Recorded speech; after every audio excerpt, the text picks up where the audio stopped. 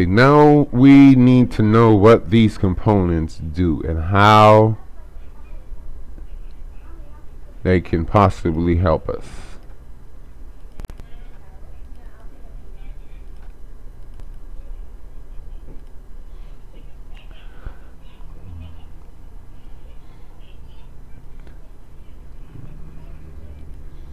So, the pool manager.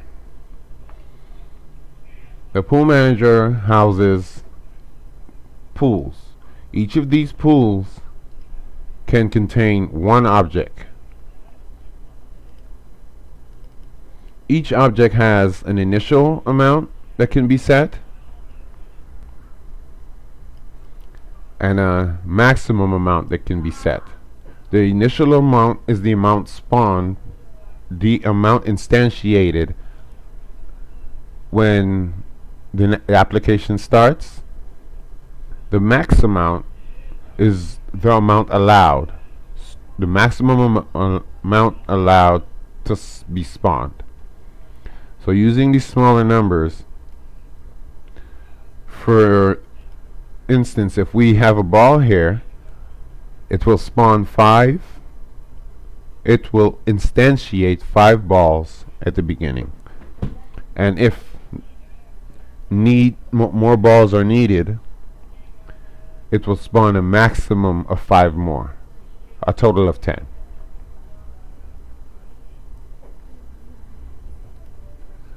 Then we have the spawners. We have a time spawner. Time spawner takes a pool manager, and let me add some items to our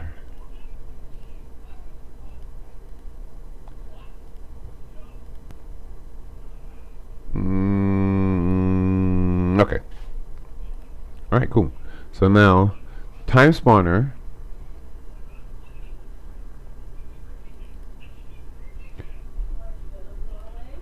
takes a pool manager and what object from the pool manager to spawn.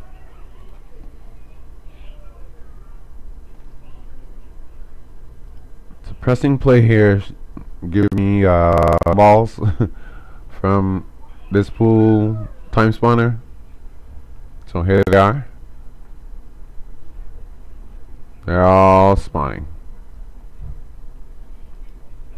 Now, if I did not want the balls to spawn from here, for instance, we can have the ball spawn from the sentinel. So we would put the sentinel into the spawning slot, and that will be where the ball spawned from.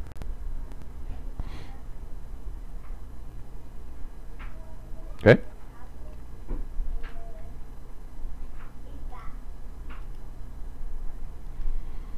Now set active. When the object is spawned, do we want it activated or not? Detach from spawner. When an object is spawned, do we want it to be detached from the pool manager and put into the scene? As you see, the balls here are being created. They're being detached from the pool spawner and placed out into the scene. Sometimes this behavior is necessary for objects that have movement and certain types of behaviors that are dependent on world space, and they cannot be attached to any other game object as a child. So you'd want to check that spot. Timer is time between the spawns. Now the first slot, if that is set and this is set, now we have balls being spawned every 1 second, constant time. If we set them both to the same, it will produce a constant spawn rate. If they are different, it will produce a random spawn rate between the two numbers.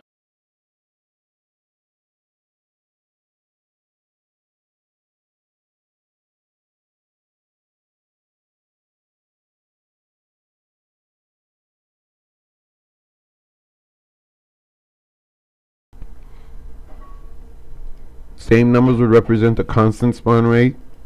Different numbers would be a spawn time between those timers. Now on to another spawner, an amount spawner. Now the amount spawner inherits from the time spawner, so it has all the same fields and properties to begin with. Additionally, turn that off. Additionally, there's the amount to spawn, the delay between the spawn, and whether to repeat this action. For instance, if we want to spawn some cylinder prefabs between 0.5 and 1 second, and we want to spawn 2 of them at each spawn, delay for a half a second in between, and repeat the action. So we will have from the amount spawner, 2 cylinders will spawn between that time, and then 2 more, and then 2 more, and then 2 more. How we uncheck the repeat, it will not repeat anymore. And with repeat, it would continue again. Let's deactivate that one. We can actually, I'm going to deactivate the entire object. Input mouse spawner. So for I like the cylinder prefab, they just fall. The other objects may have movement scripts attached, so I'm going to stick to the cylinder prefab. So again, we have the time between the spawns. Which input action are we going to use? The down, which is synonymous to the click, held, or released, up. Which button? The mouse left button, the middle button, or the right button? Mouse left button, right button, or middle button? So we're gonna just use right button, and if it's held down between 0.2 and 0.5 seconds, spawn us a cylinder.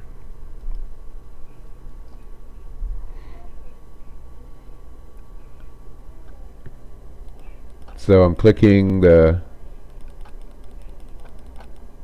left button, now the right, and as you can see in the scene view, we're spawning. So I'm holding it down now, and I'm clicking and nothing else is being spawned, and that is because we've used up all our cylinder prefabs and there's no recycler.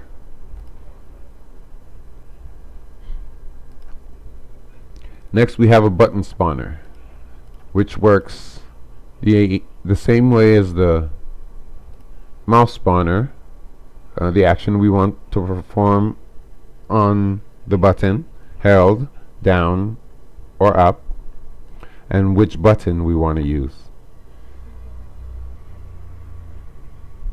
Now this input button spawner is special because it uses the input manager buttons. As you notice here, the fire key, mouse, submit, the cancel, vertical and horizontal. So on fire 1 is pressed, no, held or pressed. Let's use pressed. It'll fire a cylinder. So I think fire 1, I don't really use the input keys. I think that's the space bar. I'll wait until it spins up and let's press the space bar and nothing. That's not fire 1. Control, enter, shift, enter, shift, space. No. Oh, the mouse is firing, and the left shift.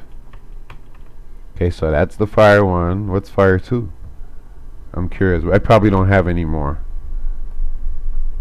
spawners. No. Full everything spawns by deactivation. So once it's deactivated, we're able to use some more. So fire 2 would be the mouse button 2. And the space bar, nope. The shift key, nope. I don't know what they use for Fire 2 here. So, like I said, I don't really use these keys too much, but it does work with the mouse. What else do we have for our input spawner?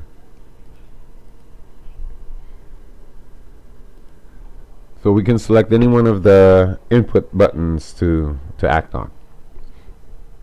Cool. Next spawner we have is a key spawner. Same procedure. We pick something to spawn, and on what key do we want? Oh, yeah, these are all the keys on the keyboard, and then some, maybe. So we'll stick to space, and when the space bar is released, let's spawn a bullet.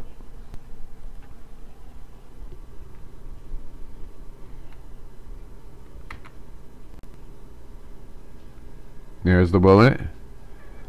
I press the space bar,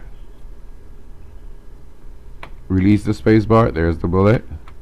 So every time I release, a bullet will be spawned. Okay, next up we have touch spawner, which performs the same as the mouse spawner but for mobile devices. And I can't show this one now, it's PC. Conditional spawner.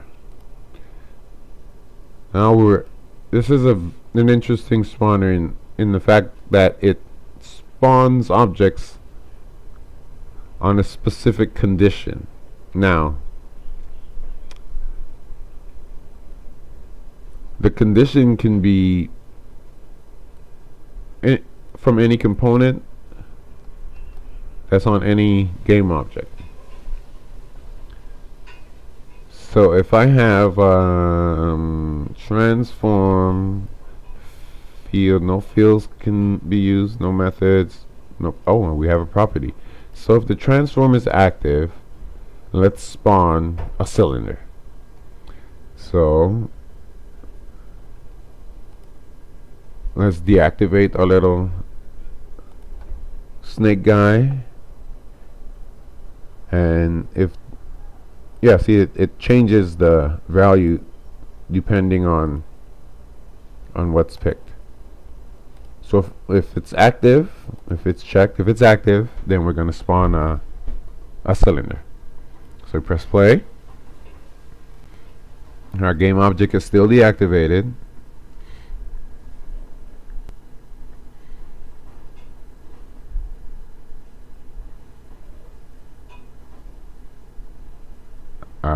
That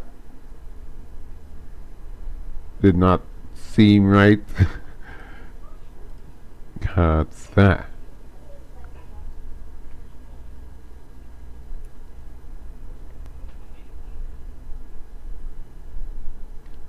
Again, the same behavior. Is it the timer? Oh, the less than and equal to. So it has to be equal to active. Yeah, the conditions matter.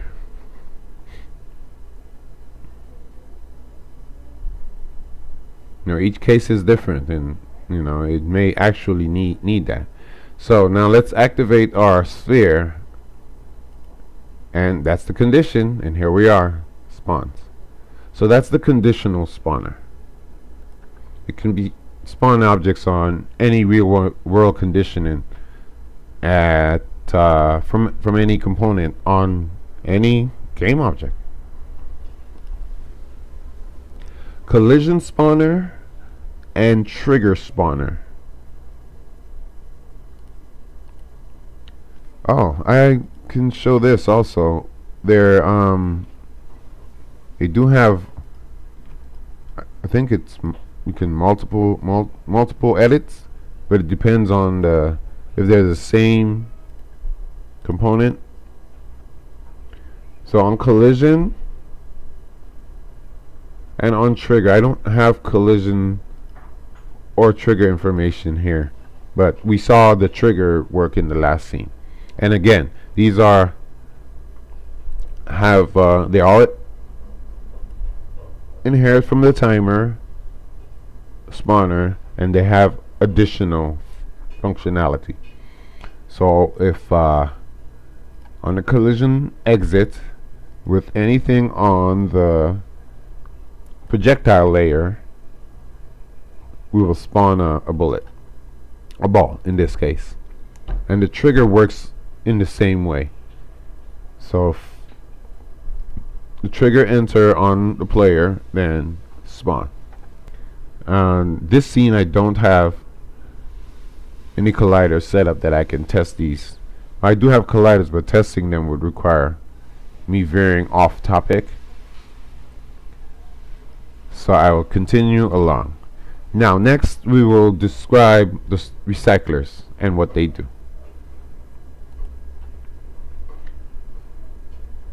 Recyclers do what they say. They recycle game objects. Now when we were using the spawners, we had all these cylinders going, and when I pressed again and again, eventually we ran out of cylinders.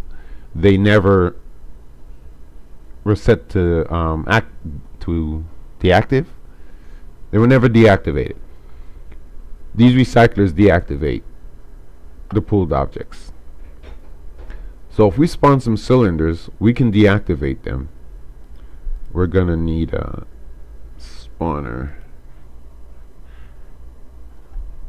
So spawn 2 every 1 to 5. Cool. So we'll use this one here. So now let's go to our pool manager and let's make our cylinder count 5 and 5. So if there's more, make it smaller than 5 and 5. Okay, 2. So if there's more than 2 in the scene, then we won't spawn another one. Let me turn on the amount spawner, and we're gonna use the timed recycler. So here we'll see 2 cylinders spawned, and they'll linger while falling for about 5 seconds, and they will disappear, and now they're available to respawn again. So they are being recycled by the pool recycler, the time recycler. So if I ask the time recycler to recycle the balls, then sure, our cylinders will be spawned, but they'll never be spawned again because there's only 2, and they're not being recycled, so they're not available anymore. And our 5 seconds should be up about now, and we have no more cylinders. Okay. Next up we have distance recycler. Distance recycler would recycle the object on units distance away from the original spawner. So if I'm recycling the cylinder, and the cylinder is 5 units away from its spawner, we'll recycle that cylinder.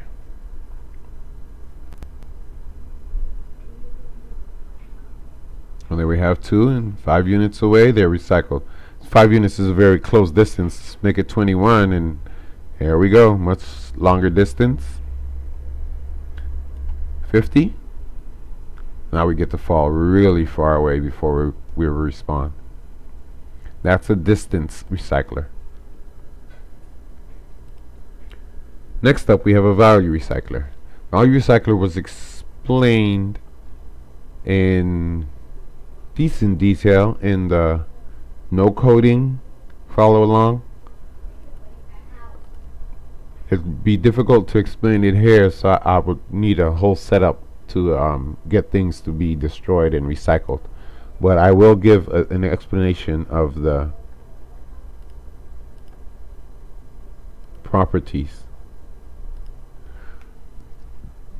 So, since I have the ball selected, it will check the projectile behavior on that ball, and it will look at the destroy member. And if the destroy member is a boolean, if it's set to false, then it would recycle this ball. So if I have the cylinder, I don't know, yeah, they don't have anything I can set. So we can say if the drag is 0, then recycle the cylinder. We can, if the mass goes up to a certain amount, if it's greater than 2.7, then recycle the object. Don't see velocity or anything like that in here. These are the options we get on the rigid body. And likewise, on any component that has any script, they're all available to us for the value recycler. Conditional recycler. Conditional recycler is much the same as the value recycler, in which it recycles a specific object, but the target to be recycled, as on the value recycler, is not a pooled object.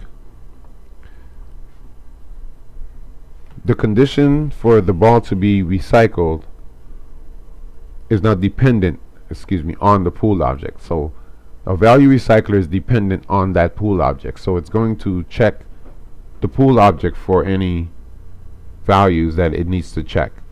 The conditional recycler, on the other hand, works with any game object in the scene. So we can recycle the ball if our directional lights intensity level, so there's no fields that we can access. That's the method. So if its intensity level has dipped below 7.8, if it's less than 7.8, then recycle the ball. This one we can simulate this one. Yeah, we can simulate this one. I'm gonna add a quick plane. No, let's just see what. So I don't have anything to recycle the cylinders, so they're gonna spawn. We don't have an amount spawner. Now mount spawner would spawn the cylinders on repeat and detach. Okay, that should work.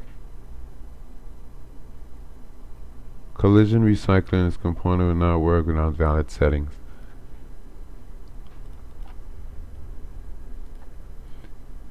I have to deactivate those not being used and they're being checked.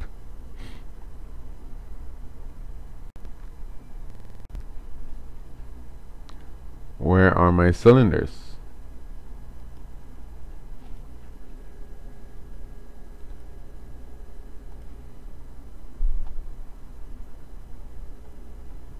So why are my cylinders not being spawned? I have my pool manager, I have my cylinders. There's 2 cylinders. That's still an error. I want to clear that on play. There's a conditional recycler for the cylinder. I want to spawn cylinders from, seems like it should work. I don't see a problem, but I'll find if there is.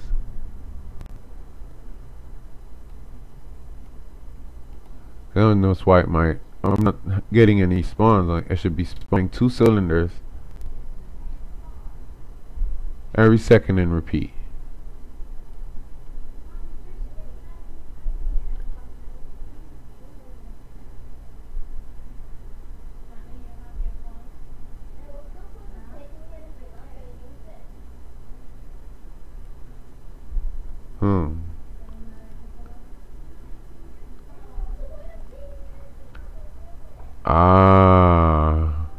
Okay, let's check the intensity on the directional light. Okay, the intensity is already below 7.8, so that would yeah, that matches the condition, I'd say. So let's raise the intensity on the directional light. Okay, now it's above 7.8, so the cylinders should not be deactivated as soon as they're spawned. So there they are, and they'll continue on that path until the intensity level has been reduced. Then they're ready to be respawned again. So that's how a conditional spawner works. And luckily, my boo-boo showed it off pretty clearly. And what we have left is the recyclers, trigger and collision recycler, which, as we've described for the spawner, works the same way. On collision enter, stay or exit, which tag, layer, or name do we want to use? And if we so inclined, we can add a target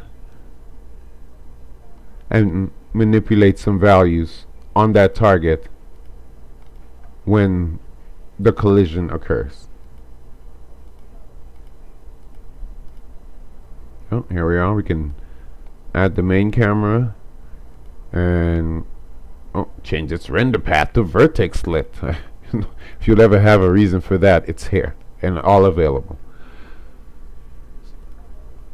So we've described the spawners, the recyclers, and how they work, the pool manager, and the purpose of the pool manager. What's left are some odds and ends, some components that are meant to help, and we will take a look at those next.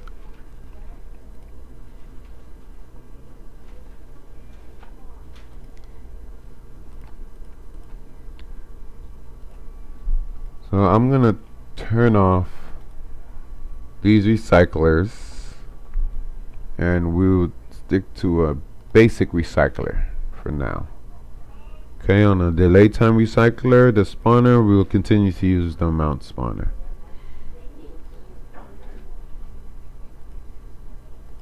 Now on the recycler, in pool everything, we have some special components called invokers. On recycle, we can invoke something on a particular object's transform, or on spawn of an object, we can invoke something on a particular object's transform. So, what could I do here? We're going to recycle the cylinder after 5 seconds, and we will invoke on the recycle. We would take, let's say, our directional light. Yeah, that'll be nice. And we're gonna take the light. Light has no methods to invoke, so we can't invoke method. We're going to set the parent of the light to this recycled object when it's recycled. That's what I'm expecting to happen by using this component. So when our cylinder is recycled, it's going to set the parent to the light, or set the light to its parent. So let's press play and watch the invoker in action. So we have an ambiguity here, and that's in here, that, yeah, so it doesn't know which set parent to call. So maybe the transform was a bad check. Let's invoke something on the snakes. Oh, the sentinel. I know there's scripts on this guy that sweeping ping pong. There's no methods on the sweep ping pong that we can invoke. What do we have on the snake sphere? You can invoke, it's like set parent, the sphere collider, nothing, head movement. We can invoke add. Can, but it's not necessary. I'm gonna set it active, and I'm gonna invoke the add function when the cylinder is recycled. See, that's crazy. So I'm gonna add the cylinder to the head sphere when the cylinder has been destroyed. 4, 3, 2, 1, destroy. And it has been destroyed, and if I check my stake sphere, yep, so here we have the 2 cylinder links that has been added. So on these 2 being destroyed, they should also be added. So there we are. So that's how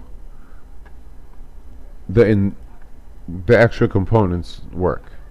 Invoke on recycle transform and invoke on spawn transform. So if I use the spawn, when the cylinders are spawned, they would be added to the head movements array. So those are the components that come out of the box available with Pool Everything. Each component can be extended via script, if you're so inclined, to adjust any of Pool Everything's functionality to meet your project's needs.